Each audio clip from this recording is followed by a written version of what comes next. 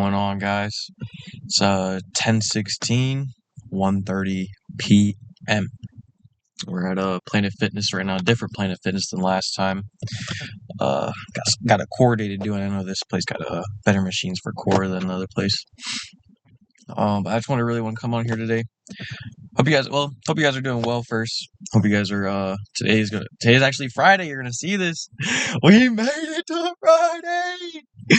Let's go. Oh my gosh. It felt like a pretty long weekend actually. I was looking forward towards Friday this whole week. And I was here for you guys. But it's still Thursday for me, but we're chilling. But yeah, I just wanted to come on here. Let me throw some chapstick on before I start talking seriously. I don't know what flavor this is, but once again, EOS gotta brand me, bro. I literally do not use any other chapstick but this. One day they're going to brand me.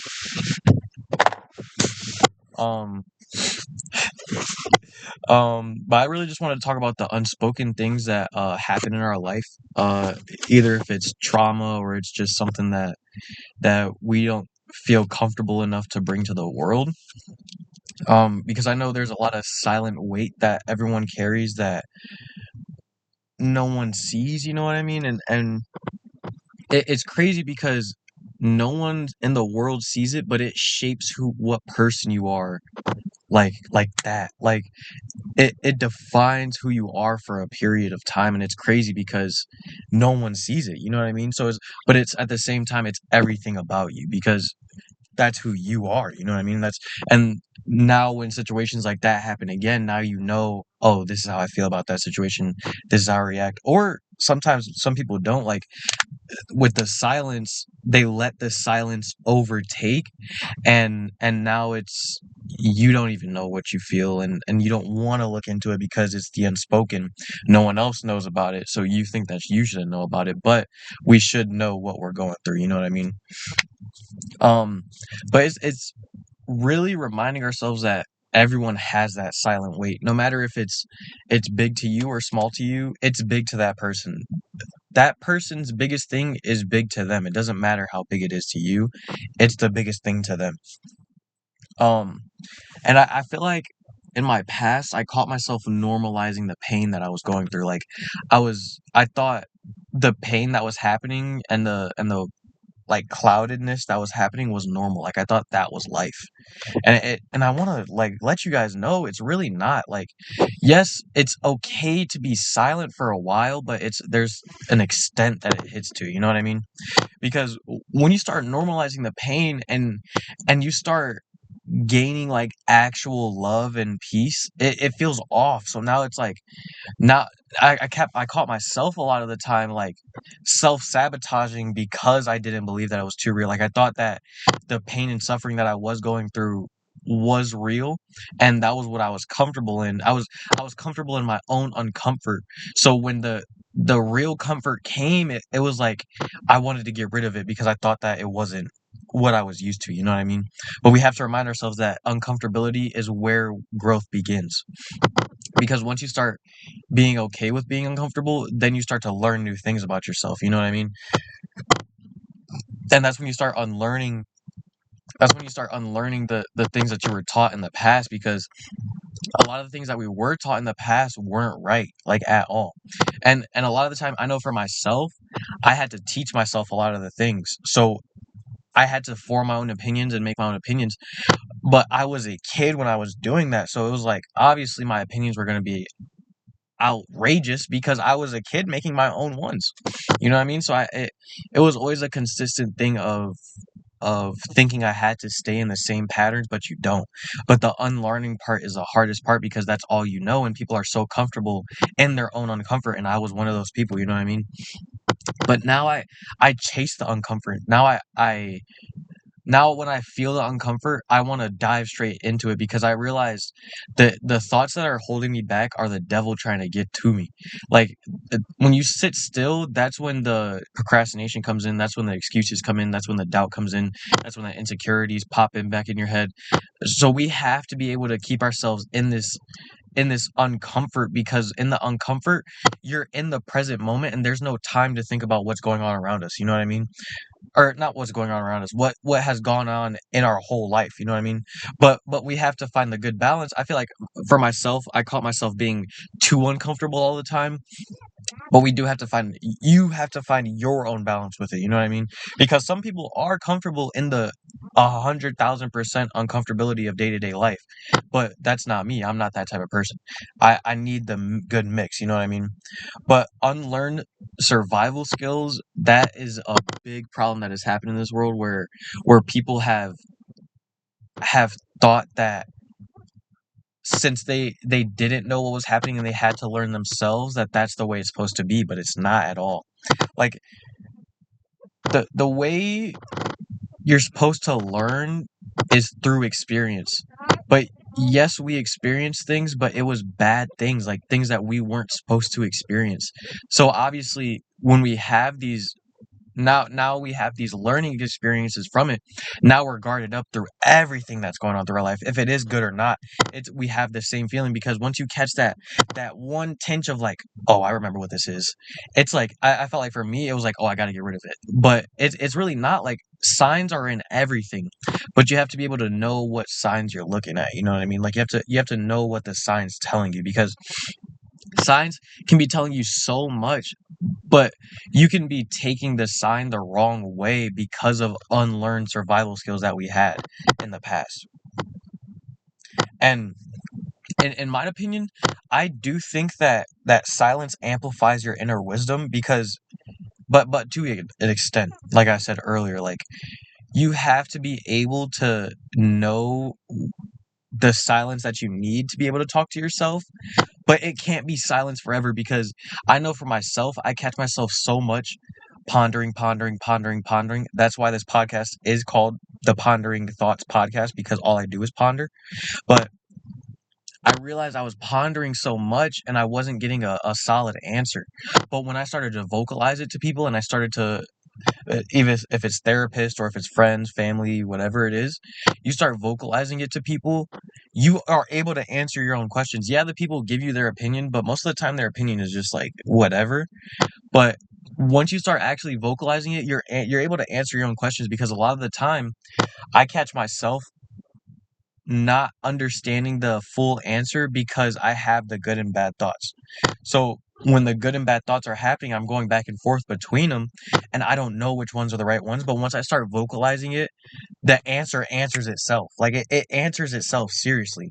So please just try to vocalize it, but remember that silence does amplify the inner wisdom that you have, because now you're building that brain muscle. Now you're building it, because a lot of people, they don't want to build that brain muscle of going into their brain and having to face and confront what has happened to us in the past.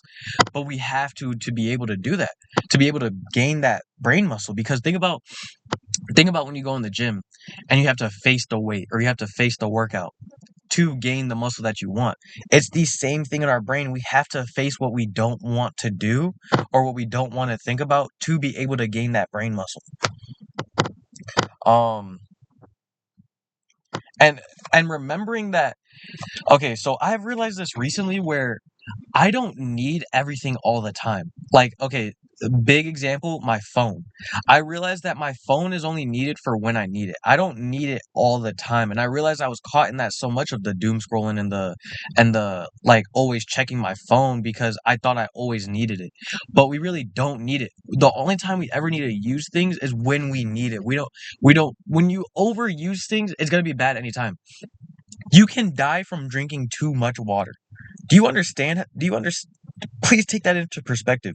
You can die from drinking too much water. So anything, too much of anything is going to be bad for you. So if it's whatever you do on your free time, whatever it is, remind yourself that you don't need it all the time. You only need it when you need it. Like, I feel like that's how medication should be. Like, medication should be as needed, but they're taken every single day because you're just prescribed. That's just what you're told. But if you're able to think for yourself, and you're able to learn your body and know when you need it, that's when it's actually sufficient. You know what I mean? So same thing with the silence. The silence is needed when you need it, but speaking up is needed when you need it. You know what I mean? I really hope that puts that in perspective for you guys, because I know I'm saying it like very broadly, but I know what I'm talking about. You know what I mean? But I don't know how to convey it into your own perspective, like your own grasp on it, because I know I grasp things different than other people grasp things. Like visual learners, what is it, hearing learners, and then physical physical learners. Like, I'm definitely a visual learner. Like, once I see it, I'm able to recreate. You know what I mean? Um, and the this is a rough one. The generational hurt that comes in life. I feel like a lot of the time, generational hurt is the quietest, because it's your family. You know what I mean? So you think when you're younger, your family's like the perfect people, but they're not really. They're human. And and when you have that generational hurt, it's a odd thing as well, because when I talk to people about it and they don't understand, it makes me feel like off, and then they start feeling bad for me, and it's like, I don't want that. Like, I'm not telling you that for that reason. I just want to get this off my chest. But But I've realized, even when people don't understand, they're able to, like, be there for you, you know what I mean? I feel like that's the biggest part in friendships, relationships, whatever it is, just the community of just having someone there for you, you know what I mean? Because our day-to-day life is that loneliness of having to do everything on our own. So when you have just that person there for you, no matter if they understand or not, but if they're able to just be there for you, it's a beautiful thing.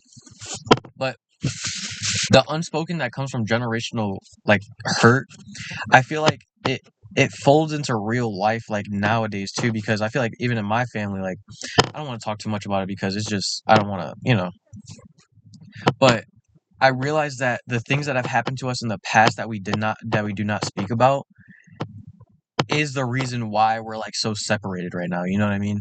Like, I feel like there's been so much in our life that has happened that no one wants to talk about, that now it just feels like we can't talk about anything, you know what I mean?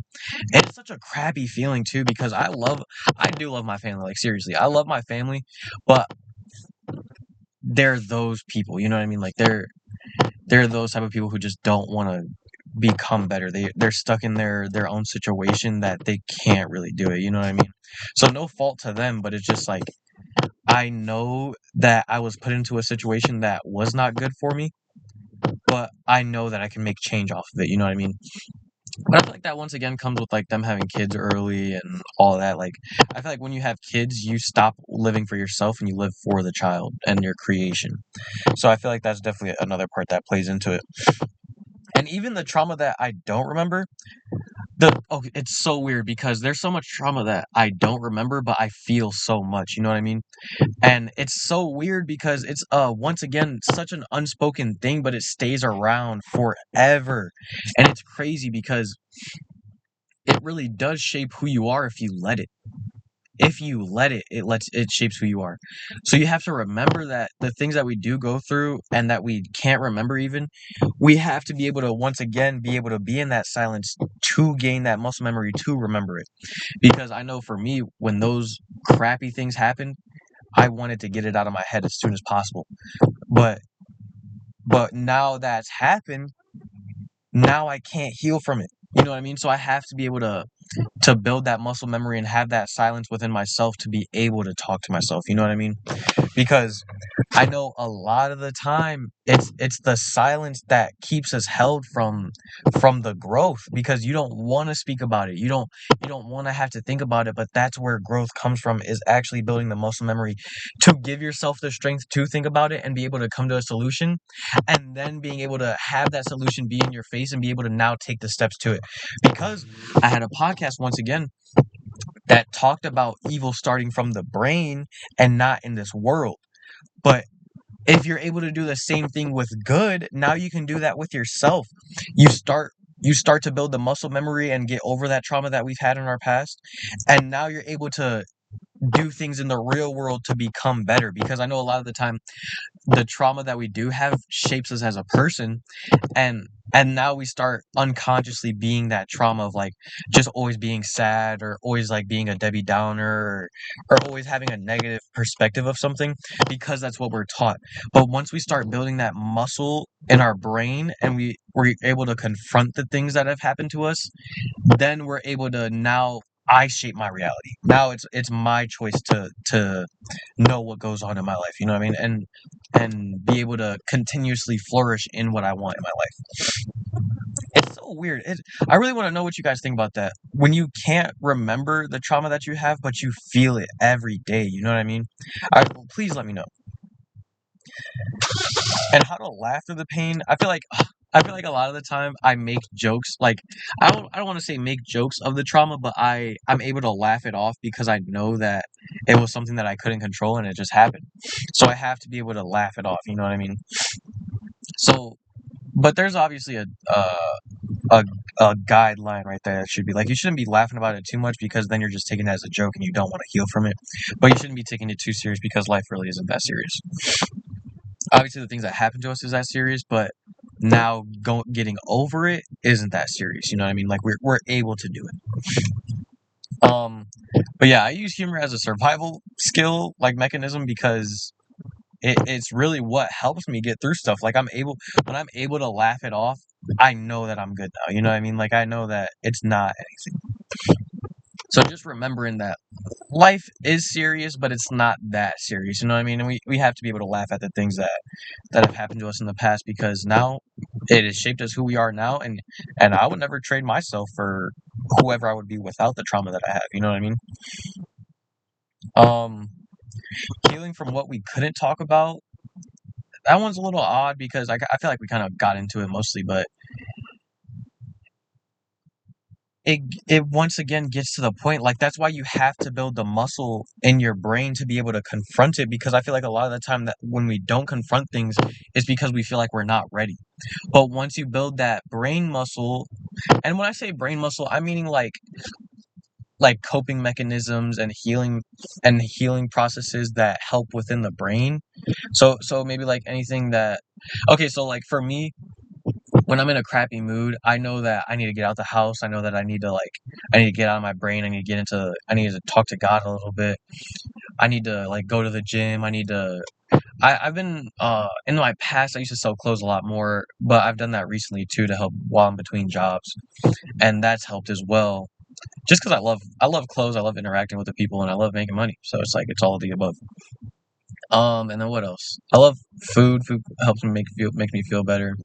Um, Journaling has helped recently. Uh,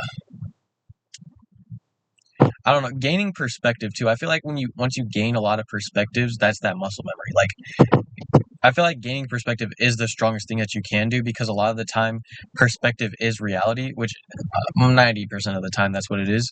But when you're able to gain a different perspective on it, it's able to switch your brain of like feeling like you're, because, okay, so in my past, my trauma was the reason why I was being held back by everything. But now my trauma is, I've changed the perspective, and now my trauma is a reason why I have to keep going, because I have to prove everyone wrong. You know what I mean? Because I've seen so much time and time again, a big part in my family, where people let the trauma that happens to them hold them down. And I'm not going to be another one of those. You know what I mean? I'm going to be the person who is able to break out of that and form my own reality. You know what I mean?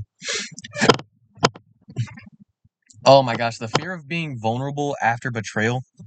That's one of the hardest things. It's not for me, but when I talk to other people about it, it's the hardest thing for them, because I know for myself, I'm going to continuously be myself no matter what, and I'm going to be vulnerable. So when that does happen, I know that, okay, that person wasn't meant to like be in my life anyway. So yeah, I'll just find someone else who will. So just a consistent rejection.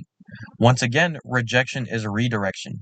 So when you are getting that betrayal rejection, you just have to redirect yourself to find the person who is going to be there for you. Like I said earlier, just having that person there for you who isn't going to betray you, that's all you really need, is just to be able to vent to someone and get stuff off of your chest. Because like I said, once we're in our mind too much about stuff and we ponder too much, that's when you start to like that's when the bad things start to come up and you start to be insecure about yourself. But once you get it off your chest, then we're all good. So I definitely want to let you guys know that when you're being vulnerable with people and they betray you, it's not your fault at all. It is not your fault. You are being human, and that person is insecure within themselves that they have to deflect off of you. Because think about when you're able to be vulnerable with people, but they still see you accomplish everything that you do. They're going to be insecure because they have their own things that they're insecure about and that they can't be vulnerable about, that holds them back from accomplishing things. So then when they see that you have things that you're vulnerable about, but you're still accomplishing what you want to accomplish, that's when they're insecure and they start deflecting on you. And that's when they start making you feel like you're betrayed, and they start doing those things because they're insecure within their own selves, that they have to make you feel insecure because it's so much easier for someone to pull you down than for you to pull someone up. I talked about that earlier in another podcast too. Remember that, bro. Like we have to be able to be vulnerable with ourselves to be able to be vulnerable with other people. But when other people cannot take that vulnerability, it's not our fault. It's that person's fault. That person needs to heal, not you. Not you. You are healing by being vulnerable.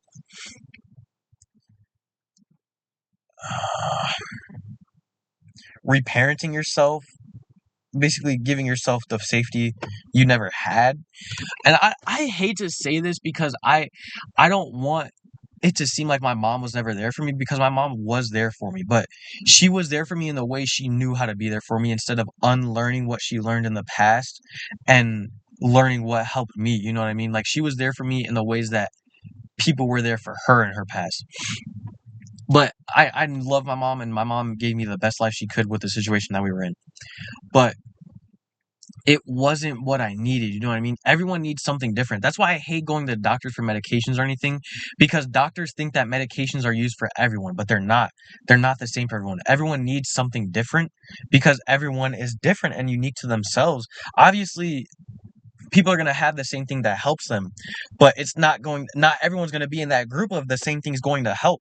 So you have to be able to teach yourself to know what works for you. Like, we have to reparent ourselves. Like, okay, so I'll give the child situation. Like, when you have a kid, for me, I feel like you have to unlearn everything you learned before, and now you're living in a new way to understand how your creation needs that help. You know what I mean? Because I know a lot of the time when I and other people give suggestions and opinions, it's what's helped them. But we have to unlearn the things that have helped us in the past for other people. So then once again, think about yourself. You're reborn. You're a new creation now once you start wanting to become better. So you have to be able to, when that new being is created, you have to be able to reparent yourself. You have to be able to unlearn everything you learned before and learn what that new person needs to be able to be helped. You know what I mean? So just remind yourself that we do have to unlearn the things that we learned in the past, and it's going to be uncomfortable because that's all we know. That's all we know. That's the comfort that we have. But uncomfortability is where growth starts, bro. So just reminding yourself that it's going to be uncomfortable at first, unlearning the things that we learned in the past, but it is worth it. It is so worth it, because then you start learning who you are, not what the things that happened to you are. You know what I mean? And really just learning to feel again. Like, I feel like a lot of the time, in my past, situations would happen, but then I would be too caught up in these real world things that I wouldn't be able to feel it. And then it would just happen, and then it's just like another thing, because that's what my life was in the past, where like things would happen, and it's just another thing, then we go on with our life. Because the unspoken was there, where we didn't speak about it. It wasn't like, oh, that wasn't supposed to happen, this is how we move forward from it. It was like, it happened, and then I went to school the next day, and then I had to act normal. Like, oh my gosh, there was so many times where my dad went in and out of jail. When he was in jail, he would call me before I went to school, and then obviously I wanted to talk to him for the rest of the day. But then I would have to go to school, so then I would go into school bawling and crying and like snot running out of my nose, and like it was crazy. And I vividly remember this one day where it happened, and I thank God no one was in the room, but like I went into it and I was like I was just bawling because it was the first time he called me since I saw him last, and it was like it was crazy because I just like I didn't know what I was feeling, but it was like my mom just like threw me into school, and it was like I had to go, and my teachers were like they were like, I think it was two of my teachers because it was like we were in a basement and then both of the classrooms were connected, but the other one I guess heard me or they were talking. I don't know what it was, but they saw me, like they saw that because I was putting on a face, like I was holding it together, but they could see straight through it, bro. And when they started asking me about it, I just started bawling, and then like my nose started running crazy, and then like I just couldn't stop crying, and then I had this reversible Superman jacket. It was a black like bomber reversible Superman, and it had like uh the Superman logo on it, and I was like wiping my snot on it, and it was like I could just see all of it on my arm. Then my teacher saw it too, and they started laughing, and it was just like it was just feeling like I was I was feeling it, but I couldn't because of I had to just go straight into school. You know what I mean? So just remembering to feel the things that happen to us, because these things that happen are not normal. They're not normal at all. So you can't just go by it and be like, "Oh yeah, that was just another thing. Let's go on about our day." You sit with the feeling for a little bit and actually remind yourself that that wasn't a normal thing. Like it wasn't. And I feel like those normal things that were unnormal that happened and that I would just go on to, it made me like cut off feeling anything. And you have to feel like, as humans you have to feel, because that's a part of us. That's the realest thing that is in the world, is feeling. Like all this bullshit about jobs, money, relationships are different though, because that's feeling, like feeling it in relationships, but the fake relationships that you get into just because of you're trying to find the comfort, you know what I mean? Or I see a lot of people, and I myself in the past, where I was in a relationship that I thought was for me because I rushed into it like a dumbass, or rushed into it, and then I realized that the person wasn't for me, but then I became comfortable with the person, so I didn't want to restart. And I feel like I've seen that a lot recently. But it is definitely like it all this fake stuff of like this school's not fake because you gain knowledge from it, but the grades and everything that come with it and all that, but just just the real world things that are in this world today clouds our judgment from feeling, and our intuition. It clouds all that, because that's what the system wants us to do. It wants us to be go go go go, so we can't feel and we can't have thoughts for ourselves, but we have to be able to feel to be able to overcome it. And that was my last topic of just like feeling, and I started being emotional, so I'm kind of like I don't want to talk anymore. So I'm gonna get into the gym, and now we're gonna be able to get into this. I hope you guys have a good rest of your Friday. I hope you guys got through this weekend the best you could, and were able to accomplish everything that you did. And I'm proud of you for doing that, man, because it's hard. It's hard. I hope you guys have a good rest of your weekend too. I want to know what you guys have planned for this weekend. You let me know. I'm going to Penn State this weekend. It'll be fun. But yeah, you guys let me know. I hope you guys have a good rest of your weekend. Good things are on the way. They're coming. Good things are coming.